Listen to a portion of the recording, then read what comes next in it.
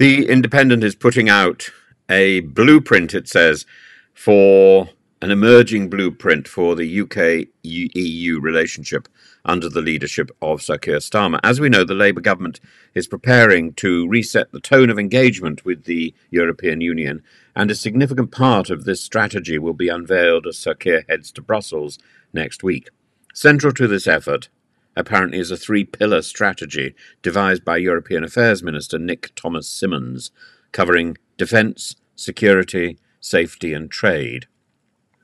To contextualise, it's important to understand this represents a clear departure from the adversarial tone set by the previous Conservative governments post-Brexit, and the stakes are high as the UK attempts to navigate a delicate balancing act of maintaining sovereignty while acknowledging the practicalities of close cooperation with our European neighbours.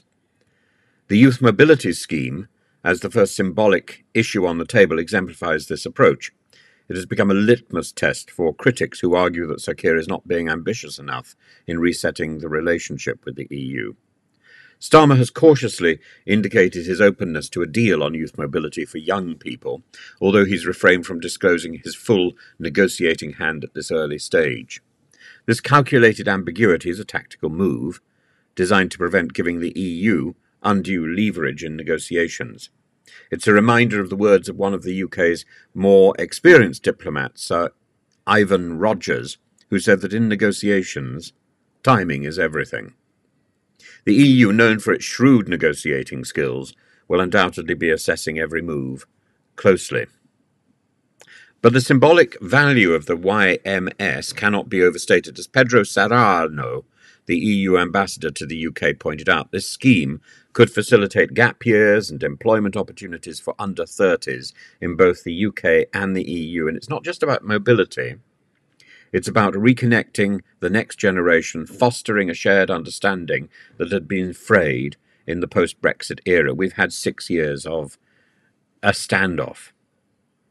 But the details of such a scheme remain contentious, and agreeing it prematurely could increase the costs in terms of what the UK might have to concede in other areas. The three pillars outlined by Thomas-Symonds provide a structured approach to this reset. The first pillar focuses on defence and security, where the UK's strengths are evident.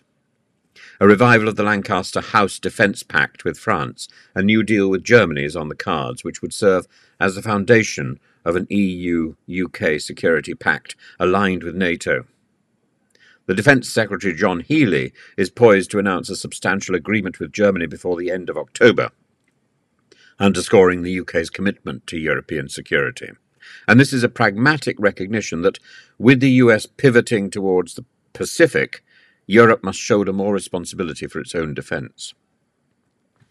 The second pillar addresses safety and shared data, particularly in tackling on organised crime and human trafficking. This is an area where cooperation is mutually beneficial and largely uncontroversial, but it might also include details about migration.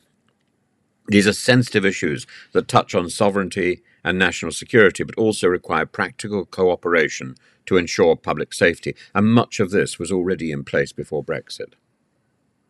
The third and most challenging pillar is trade.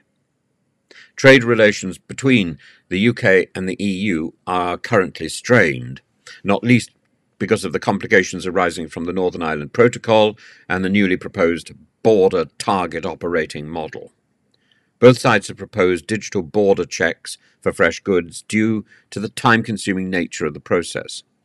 Here, Sir Keir's government is considering dynamic alignment of regulations with the EU, a contentious move that could ease trade but raise political tensions at home.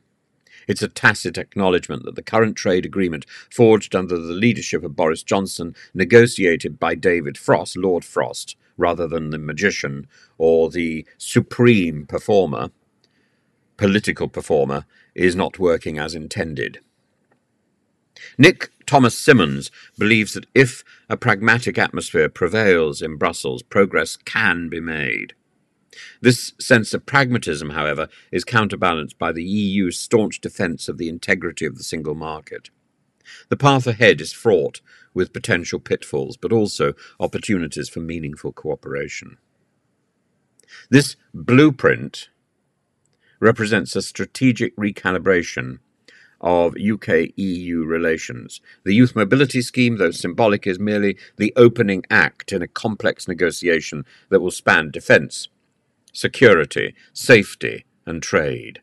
And Sir Keir Starmer's government is attempting to tread a fine line between fostering a positive relationship with the EU while safeguarding UK interests and pandering to the Brexit boffins. The negotiations will be arduous, but if successful, they could lay the groundwork for a more stable and constructive partnership with our European neighbours. As we await the outcome of these pivotal talks, one thing is clear: the future of UK-EU relations hangs in the balance, and the stakes could not be higher.